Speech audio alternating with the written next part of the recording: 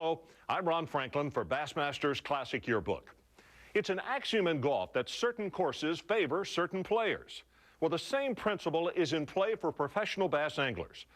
At Logan Martin in 1993, winning the Classic would depend on unlocking the mysteries of structure fishing, and no competitor owned a bigger set of keys than David Fritz.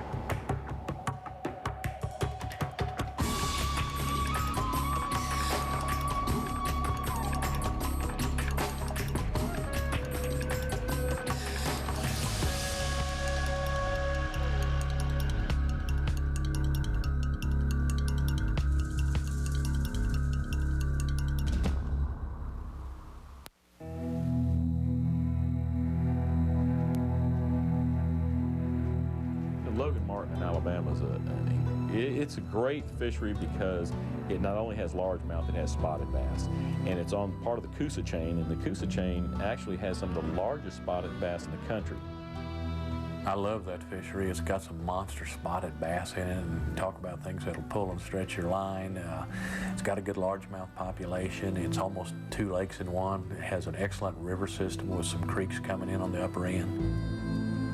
Logan Martin is a lake that's it's not real wide. You can pretty much see what's going on all up and down the lake. There's not really any hidey holes. Lots of places to fish, lots of kinds of places to fish, shallow water, deep water, creeks, tributaries. Just a lot to like about Logan Martin. It's an impoundment, and impoundments suit my style of fishing, especially in the summertime. During the 10 days of practice, I thought it was the best lake I'd ever been on. You know, you spend 6 or 7 days of the official practice 30 days before, and then you've got that 30-day off limits. And when you get there for that one official day of practice, you just sort of have to, you know, take that information that, you know, you've found 30 days before that and put yourself in what you think the best water is. You know, we pre-fished, I don't know, 30, 45 days before, and it's always different.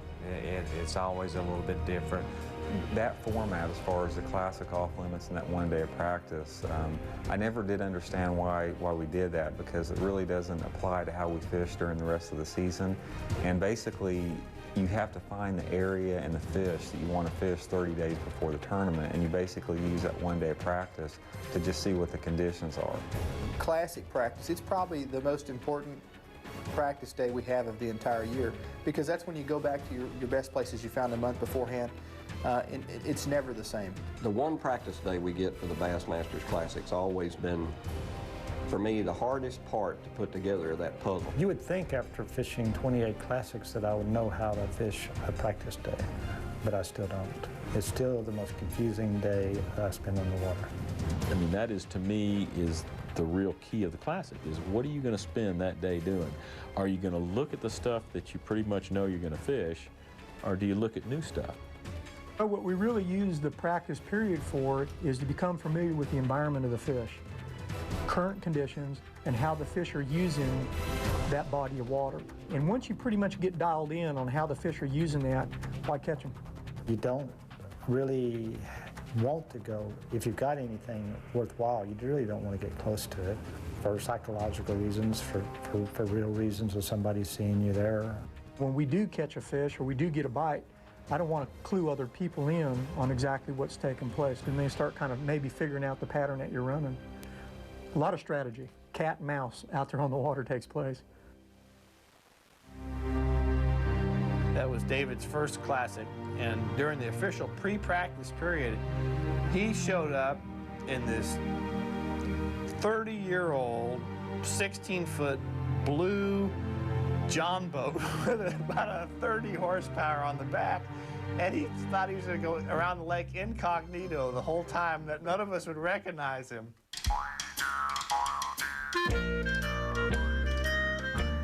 Come around a bend, and this little blue boat is just right there as I'm making this corner. And that's when I recognized Fritz. Was in this little old Whatever the little old boat was didn't amount to anything. It's an old TR model Ranger with a 50 horsepower Mercury on it. And it had stick steering, and I had all my electronics on like I do, but you know, just a small boat, and we'd rigged us up some rod holders on the side, and I had me a straw hat, my brother had a straw hat, and we went out there and practiced. The story was that Fritz knew that there'd be some people looking out for him on the water. So he borrowed his brother's old Ranger, old beat-up Ranger. Everybody knew that David was a real good structure fisherman, and you know, he thought he'd be kind of smart and bring an old boat along where nobody'd see him, and you know, he'd be out there in the middle of the lake doing what he does best, and nobody'd be paying attention to him. I'm just smoking down the lake, and I come around the corner, and here's this old, ratty 1960 Ranger out here. I mean, this thing's old blue thing. And here's two guys in it. Oh, one guy's got his hat down like that as we go by. It's like, he's hiding. I'm like, oh, look at him. I drive by and go, I look like Fritz. So we're going down there. We get into talking with some of the other competitors because we're all out there at the same time. They go, did you see David out there in that deal? And he's trying to hide big time, and everybody's got him pinned. And then the worst thing was, once they found him, then you see him for miles. So it was pretty funny. He kind of stood out like a sore thumb. Thought he was going to pull a slick one on everybody. It worked. Guido Hibden, I guess, was the first one to come up to me. He caught me, and they all got to laughing about it. And they just found out, and this was like after 8 days I'd been there. I said, my God, man, you must be pretty sure that you're going to win this stinking thing to be trying to hide on Logan Martin. He said, I'm just about as sure as I can get.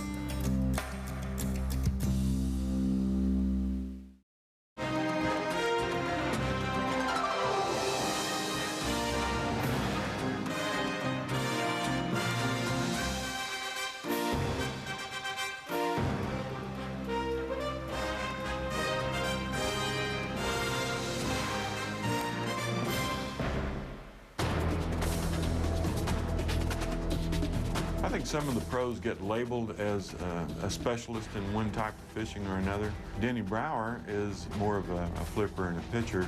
Shaw's probably probably, he is the best sight fisherman that I've ever fished with. Dion is probably without a doubt, one of the best dock fishermen, obviously next to Guido. David Fritz, for instance, is a great crankbait fisherman because he grew up in those highland lakes in North Carolina where fish really respond to crankbait. But he had such a reputation for being a devastatingly good crankbait angler. He was the man to beat on a crankbait, and of course Logan Martin's a crankbait lake. In the '93 Classic, we talked back at work, about who you think's gonna win the Classic, who's this and that, and I made a statement. I said, you better watch David Fritz, because I'd fished against Fritz for years and years in other circuits, and I knew how good of a reservoir fisherman he was. That lake is set up for David's style of fishing, and he's a structured fisherman. And that lake, at the time of year that the Classic is just custom made for David and for David's style of fishing. Cranking works really well in the summertime. The fish are in a pattern that they're going to be in that same pattern for maybe a month or two. During the hot summertime, they're out on structure. So really, he's got a good thing going for the Classic. That time of year is when David shines. Spring kills him. Summer and fall is his bread and butter. The Classic would be in the springtime or in the fall. Then maybe you would see me or Denny or some guys that fish shallow. It's hard to fish the Classic shallow when it's 100 degrees outside. When he qualified for the Classic in '93, I think he had a pretty good idea that he'd have a legitimate shot at winning. Very few anglers in the history of the Classic have ever been, would you say, I expect him to win. Vegas was putting odds on it. Who would have been an odds-on favorite to win? Handicapped the field for the Birmingham newspaper that year. Once again, made a mistake with agreeing to do that. And I remember I picked versatility was my deal that year. I picked real versatile guys like Gary Klein, who I thought was overdue. That time of year on that type of lake, it's got big largemouth in it, large spotted bass, and I had a shot to win the Classic. I was really excited. And I picked Shaw Grisby to do well in that one. And if it's that time of year when people are looking around in shallow water and finding fish to catch, y'all's going to be tough. He's going to be real tough. I remember there was a guy named David Fritz fishing his very first classic, and I had heard about David Fritz for a long time. He was a legend on some smaller circuits, and he had built a reputation as being the crankbait king. But it was still his first classic, and knowing all the pressures that go into that, I put him well back in the field and predicted I gave him 100-to-1 odds. He is a mastermind at structure fishing, mastermind. Now, I've seen him be successful in shallow water as well, but his strong suit is deep water structure. He's just awesome. I grew up on some lakes that we done all kinds of fishing, but we had a long, good crankbait season, and when I grew up with crankbaits, there was a few people fishing crankbaits, but not very many like they are now. There isn't anybody that understands how to throw a crankbait as well as David, and nobody. I mean, there's a lot of us can do it, but none of us understand a crankbait like David does.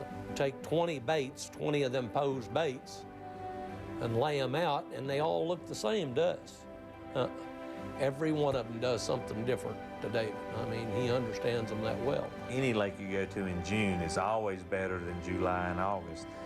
And I was really excited because it took me 2 or 3 days to really figure out how to fish that lake. But once I figured out how to fish it, it was really simple. Which anytime I can get a crankbait bite going, it's usually pretty simple. And I knew that I may have a very good chance at this if I could figure out how deep the fish were and figure out the right way to catch them.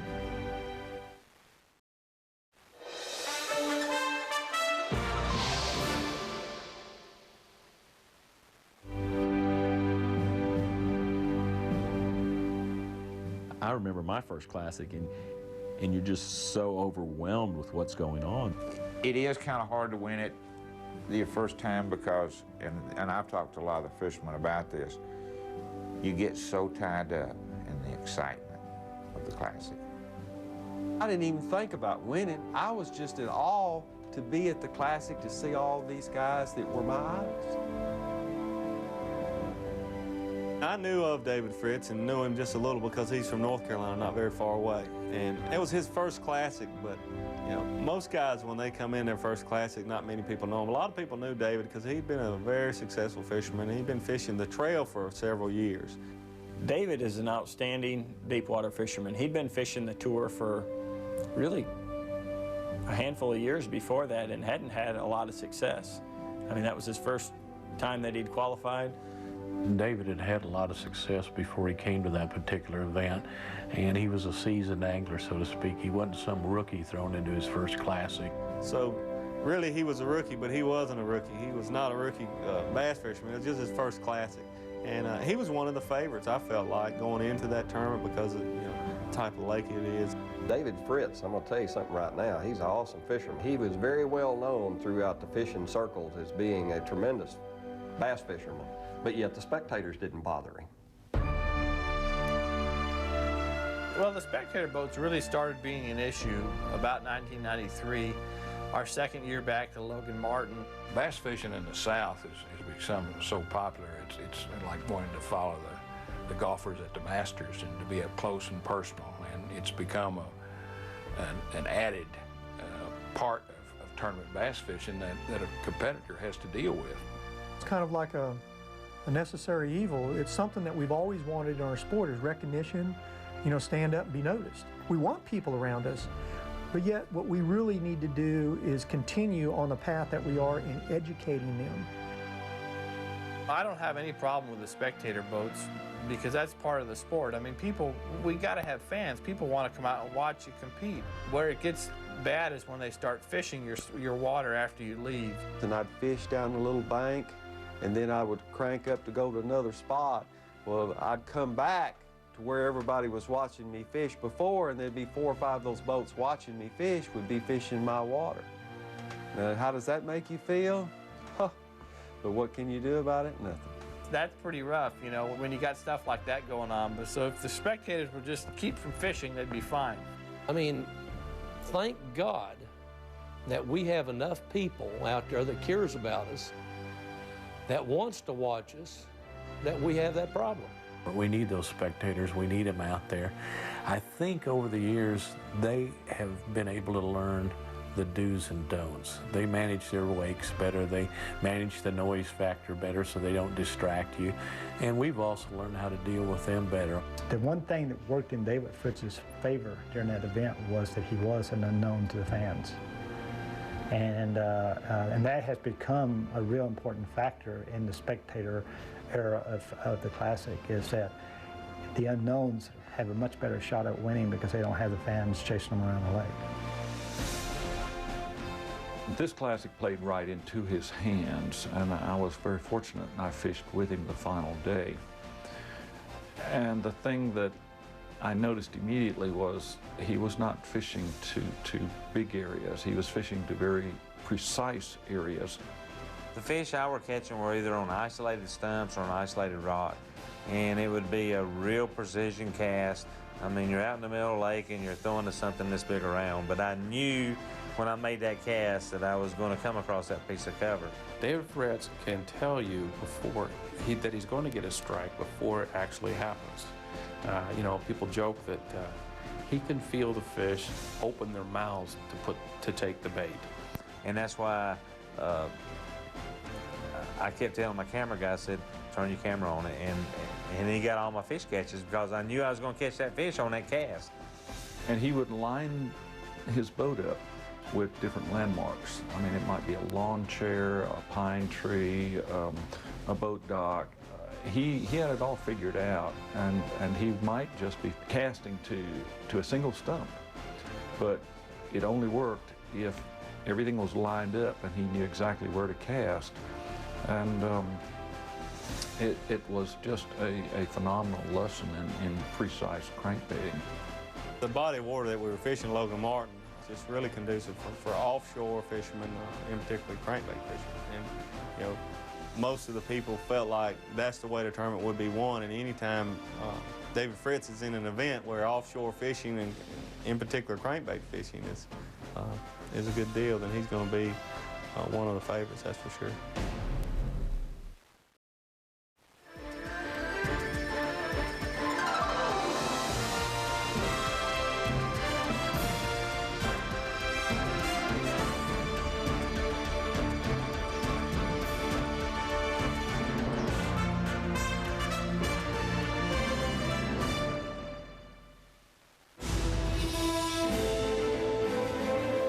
That tournament, I wasn't worried about nobody. The only person that was going to beat me was me because of the way the fish were.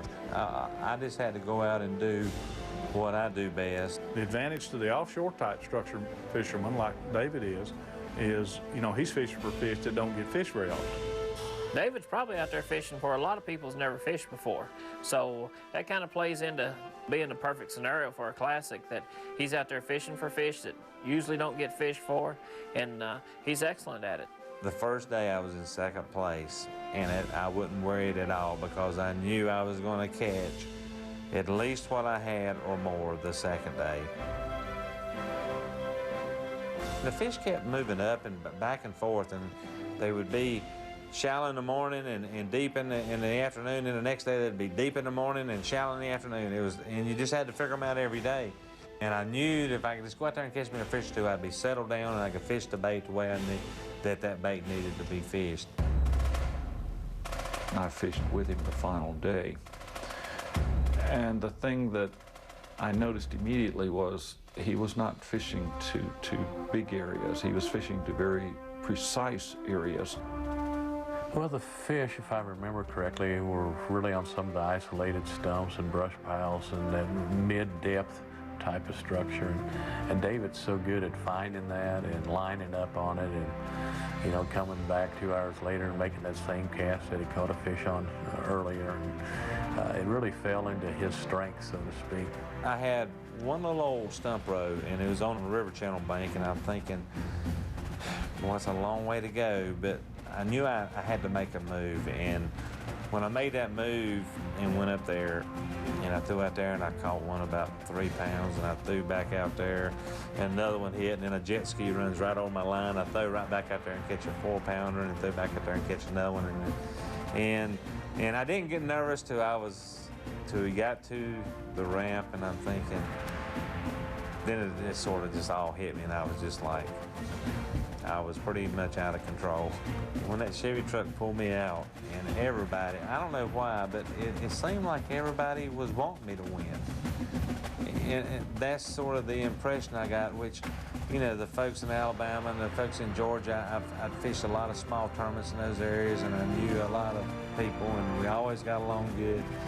But when I went into that building, it was like, it was so loud I couldn't even hear myself think.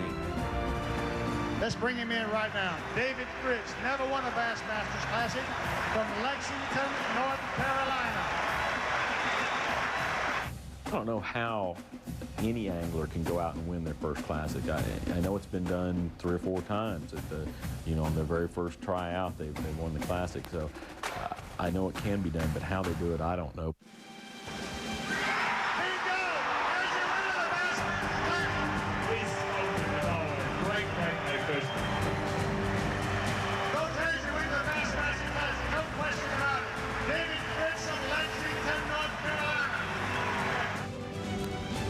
Somebody in first timers, as you mentioned, David Fritz, to come in and win it in all that tug of war and distractions and other things is kind of amazing.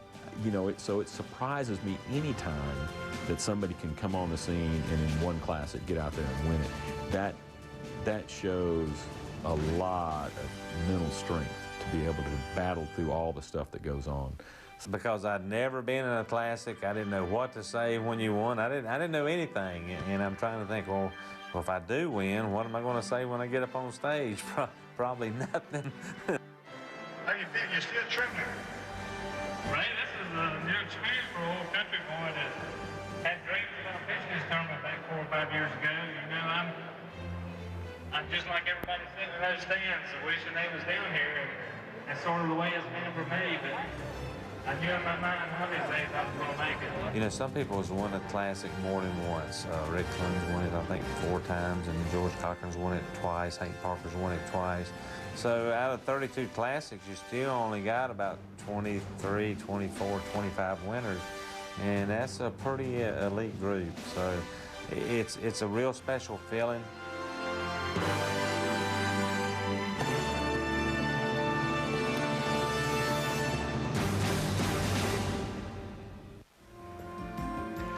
After his Classic victory in 1993, David Fritz dominated the 1994 season. Over just 9 months, he posted 6 top 3 finishes, winning twice and taking home nearly $200,000 in tournament winnings. David Fritz did the unthinkable by becoming the first reigning Classic champion to win bass fishing's version of the MVP award, Angler of the Year. For Bassmaster's Classic Yearbook, I'm Ron Franklin.